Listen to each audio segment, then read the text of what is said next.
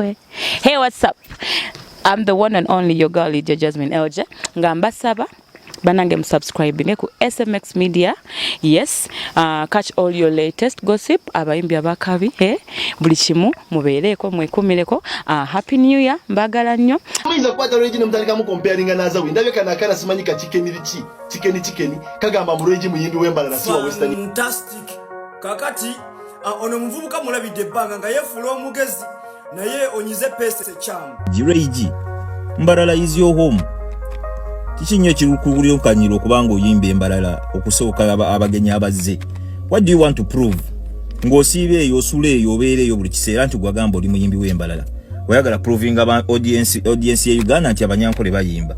Oluvannyuma lw'ensasage eyabaddewo wakati wa Reigi wamu n'omuyimbi Azawie babadde bagenza okubeera nga baperforminga sides eyo embala ku comedy store g'amazima yeeyongedde okubeera ng'erinnya enkandaggo nga we bituukidde kati abantu bagatandika na biteekamu obusosoze mu mawanga naye ate nga si wekyali nga sinawe kyabadde buli omu ensonga eno ali mu kubeera nga gi-interpretinga mu ngeri endala olw'ekyo ekyabaddewo not until nga Azawie avuddeyo okubeera nga aclarifyinga ku nsonga eno oba Reigi n'avaayo na clarifyinga ku nsonga eno nange nga SMX lwe n'avaayo nkuwe ekyenkomeredde naye right about now abantu ab'enjawulo bali mu kubeera nga bareactinga ku mbeera eno eyabaddewo mu ngeri ey'enjawulo nange kanku opinion z'abantu ab'enjawulo bonna nga bareactinga ku eno embeera ndowooza naawe lw'onoofunamu amazima agabaddewo kituufu Azawie yabadde alina okusooka ku stage oba Reigi yabadde alina okubeera ng'asooka ku stage okusinza ku bantu bonna bye bagamba at least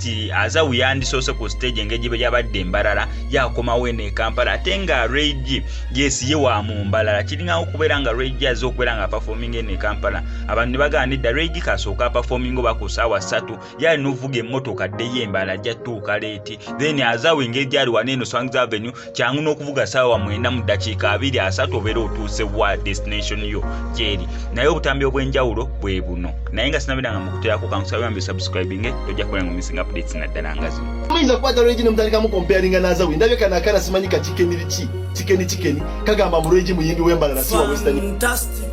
Kakati ono mvubuka mulabide banga nga yefulo omugezi naye onyize pese cham. Amazima gali nti abanyankole mugenda kunsonyiwa olunaku olwaleero njagala okubategeeza nti musical temulina kye musobola ebintu bye musobola kukama nte kuyola busana kulima mulina takaddene osobola gana mu kyalo ne mulima amatooke ne mukamente ne muyola n'obusa kubanga mubisobola nkiddamu mubisobolera ddala musical temusobola olw'ensonga muyimba mu lulimi oba lulimi kyolwo ne mwogera gandundu ge tutategeera ate obuzibu muli arrogant tubagambako ne mutandika okutaama nnyo ne mubembe mmwa omuntu akugambako bya bulungi n'oyo lusiriwala busiriwazi twabagambyeko ne tubagamba kati gwokompeyalinga otya Azawie ku Reigi my Jesus Christ Reigi alina obuyimba obu bwe tumanyi akasooka ffe twakamuwa ne tumuwa platform n'avaayo n'amanyikwa tosobola kubeera muyimbi wa kabi mu Uganda nga toyimba Luganda kiriza bw'oba togenda kuyimba Luganda Reigi nga bwe wagambye nti wakomye ku erima togenda yimba Luganda yimba Oluzungu yimba Olunyankole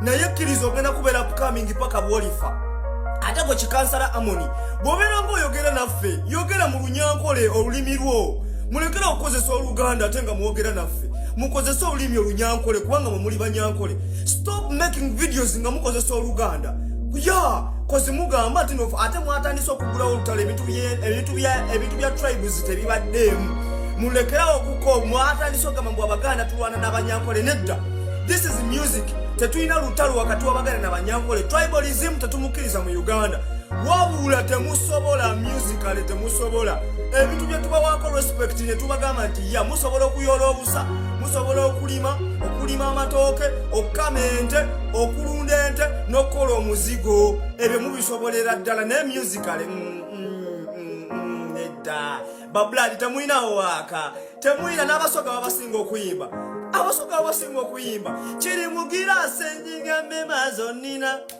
wantera ku mutima ninza katana naddira eno yawantera takati namataba kunyanjura mwe mulina ki mulina omuyimbi omu Reigi ate nga naye apukamingi omuyimbi ogu Reigi nga naye apukamingi Reigi agenda kubeera apukamingi paka bwalifa nze nkubuulira Reji waba tasobola kuyimba Luganda agenda kubeera upcoming paka mwalifa nava ku nsi kuno tamumanyi kuyimba budodo mimuyimba mu lulimi baluyimba choba lulimi choba lujapadola ne mulyoka mutwisting ennimi mwogera biki what are you saying yogera bye tuwulira tulyoke tubawulirize mu fe twakitegerera ne tumanya nti omulimu gwaffe music tugusobola kati Azawie alinye ku stage munere ejjajje okwatirira Azawie mu kiwato okwatirira no mu bibegabega oyagala kola sound oyagala kulepinga mwana yeregia Azawie yabadde tamanyi na kumanya tikano kayimbi Azawie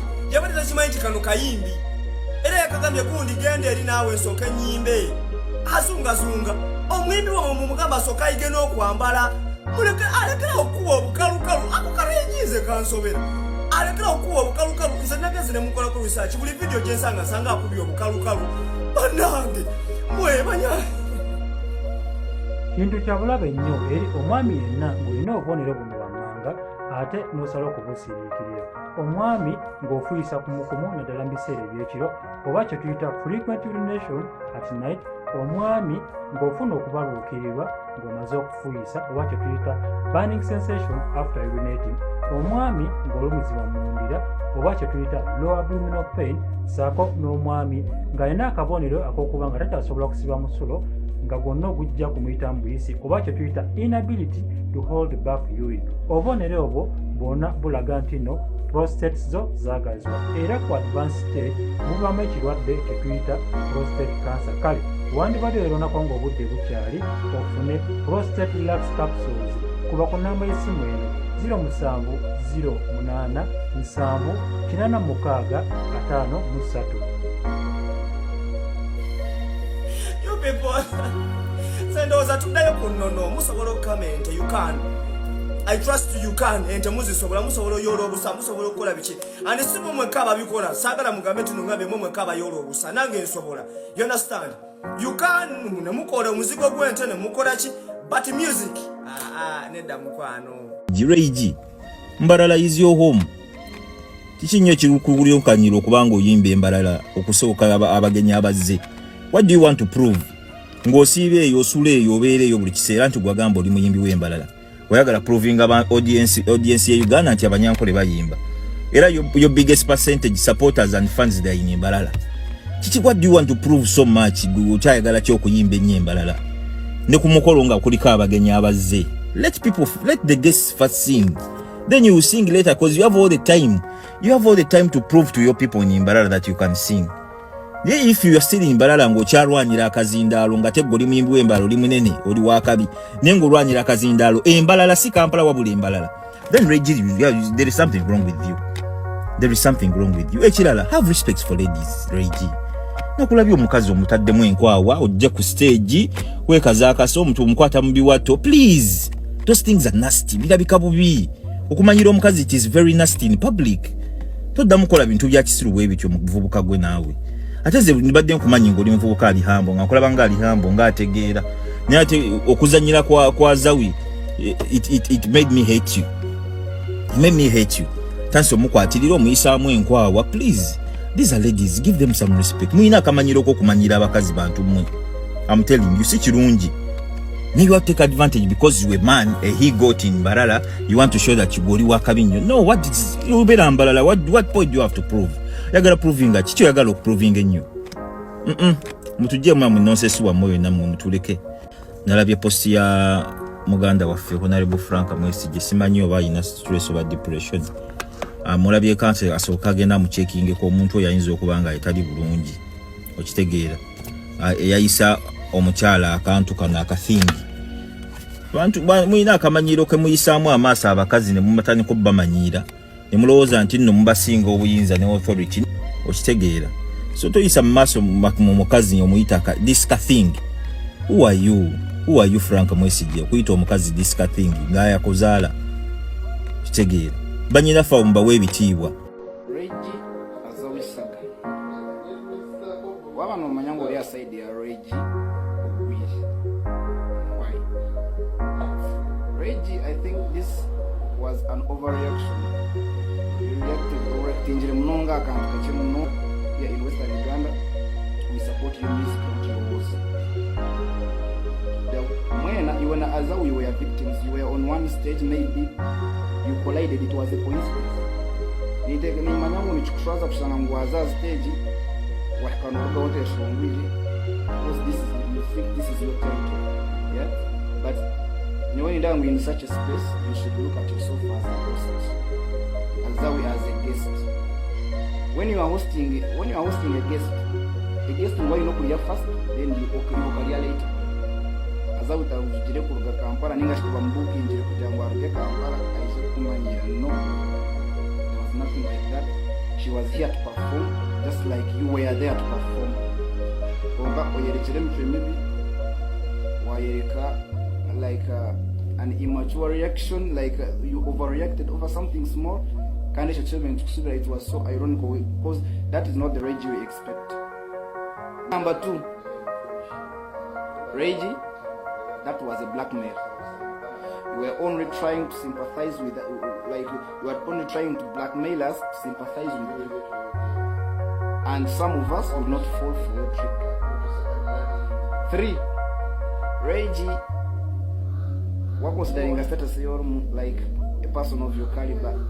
Where mutu mzima hapo ulipo, like there are some things that you know kubana umanya, you know like how to handle such incidents. Chakubo washa ngulum space nkeju.